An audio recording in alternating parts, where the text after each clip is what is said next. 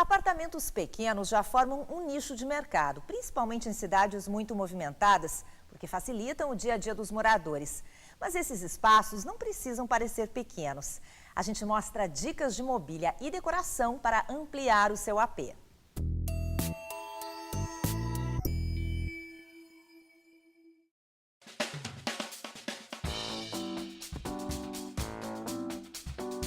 A grande maioria dos imóveis hoje são apartamentos bem pequenos e tem uma estrutura de condomínio excelente, uma infraestrutura maravilhosa com áreas de playground, churrasqueira, salão de festa. Dentro dos apartamentos, sim, aí normalmente precisa de um arquiteto para auxiliar, porque as áreas são bem pequenas e precisam ser bem planejadas para se conseguir fazer o melhor aproveitamento possível do ambiente. Nós temos apartamentos de 30 metros, 35, 40, 60, são apartamentos bem comuns. Aí já temos um apartamento médio, que já vai para uns 120, que aí são apartamentos normalmente de 3 quartos, né? Inclusive de 60 metros, que é o caso deste que a gente vai olhar hoje, tinham 3 quartos, então um apartamento de 50 metros com 3 quartos. Normalmente as pessoas têm que ampliar depois, abrir algum ambiente para fazer uma área de convívio agradável para a família, para receber os amigos. Minha dica fundamental é essa, é tentar ganhar espaço tirando, abrindo paredes, diminuindo a área de corredor. Eu quero fazer um armário para cabide, precisa de 67 centímetros de profundidade. Tiramos a parede que dividiam 2 quartos, conseguimos a profundidade de 67 para fazer o cabide e do outro lado ainda conseguimos um painel com um espaço para uma televisão, né? Ganha uma área boa ali, quase 1 metro quadrado que se consegue só fazendo a retirada de paredes.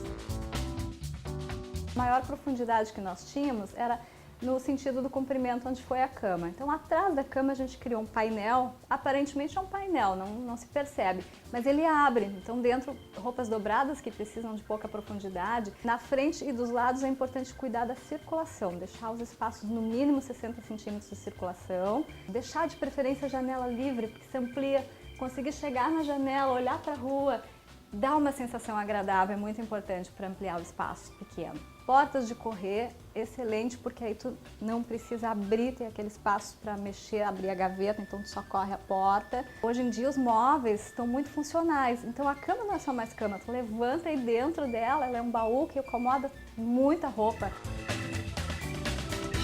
O casal que mora aqui gosta muito de receber os amigos, então a cama na parede ganha muito circulação. Para conseguir colocar num quartinho pequenininho, de 6, 7 metros quadrados, uma cama de casal, o ideal é acomodá-la junto a uma parede, usar uma coxa especial já, que não dê muito trabalho para arrumar a cama. O banheiro, ele tinha 2 portas, um banheiro super pequeno, com 2 portas, que dava para o corredor e para um quarto como se fosse uma suíte. Tiramos a porta em si, aproveitamos, não fizemos parede. Aquele nichinho da porta ali, 18 centímetros, mais as portas, conseguimos fazer prateleirinas que acomodam creme, toalhas. A sala era muito pequena, ela tinha um ambiente muito compacto, com vigas, pilares, e ela não conseguia acomodar assim, mesa de jantar, estar no mesmo ambiente. E o casal ainda queria uma lareira. Então a solução aqui foi retirar o 3º quarto. E esse outro quarto se transformou no home theater, o espaço de estar, de assistir televisão, mas integrado com a sala. A televisão, ela gira, dá para assistir ela da sala de jantar e dá para assistir ela da sala do home theater, né, do estar. Nós criamos a lareira, que também, o formato dela inclinado, para toda a sala ela esquenta, e trabalhamos um gesso para poder esconder vigas, porque divisões horizontais ou mesmo verticais diminuem o ambiente. A iluminação ela é fundamental. Normalmente quando a gente compra um apartamento, ele tem um ponto central só e focado, né? Tu não consegue nem dirigir aquele ponto. Isso deixa o ambiente parecendo muito menor ainda do que ele é. Então o ideal mesmo é trabalhar um forro de gesso para não precisar quebrar nada. Então trabalhar um forro de gesso e criar vários circuitos de iluminação. Para saber colocar bem um espelho, o ideal é ele não ter recorte, emenda, facete, colocar ele quanto maior possível. Dá a sensação de que a coisa continua, parece que tu quer até entrar dentro, tem que às vezes tocar no espelho, é um espelho mesmo, né? Para perceber que é realmente um espelho. Ele é fundamental em apartamentos pequenos. A regra para um apartamento pequeno é usar tons claros, monocromáticos, bem neutros, muito branco, bege, cinza, clarinho, cores bem clarinhas. Mas a regra tem que ser quebrada conforme a necessidade do usuário. O cliente aqui adora cor forte, uma pessoa de personalidade forte, ativa. Os pilares estão aqui, então vamos marcá-los. São pilares estruturais, vamos colocar o violeta nele. Aí seguiu toda a paleta de cores, trabalhar um bem clarinho nas paredes, quase branco, que entra no tom do lilás, e o papel de parede vertical para dar também mais altura, para ilusoriamente aumentar o pé direito, aumentar a altura do chão ao teto, né? Os móveis têm que ser bem planejados, bem medidos. O ideal é não ter muito móvelzinho, porque um monte de coisinha uma do lado da outra dá uma sensação desagradável, até de bagunça. O ideal é ter móveis mais horizontais, compridos para televisão, um móvel baixo, comprido, talvez um painel, alguma coisa assim. Não aquelas estantes que se usavam antigamente, que pesa muito num pequeno ambiente. Integrar a sacada, a sala faz milagres, assim, faz a área crescer muito. Quando o apartamento é muito pequeno, menor que 35 metros, aí o ideal já é também abrir a cozinha, integrar com a sala, porque isso faz tudo parecer muito maior. Cozinha muito pequena, então a lavanderia se integrou, a gente só fez um vidro para poder passar a luz, mas esconder quando a roupa está pendurada lá na lavanderia, né? Tentar comprar eletrodomésticos mais compactos. Para quem não cozinha muito, o cooktop é maravilhoso, porque tu coloca só o fogãozinho em cima, finíssimo. Embaixo tu consegue fazer gavetões para panela, nicho para micro-ondas, acomodar outras coisas, né? Aqui o casal queria uma geladeira grande. Para conseguir colocar uma geladeira grande, relativamente profunda, eu digo, né? A porta não iria abrir confortavelmente se deixasse aquela geladeira profunda. Então o que a gente fez? Transformou a porta em porta de correr pelo lado do hall de entrada, não pelo lado da cozinha, para não roubar aqueles centímetros da porta, né? Com isso, a gente conseguiu colocar a geladeira e do outro lado, onde a porta ia abrir, ainda conseguimos colocar um móvel que acomoda ali a tábua de passar, o varal móvel, os produtos de limpeza.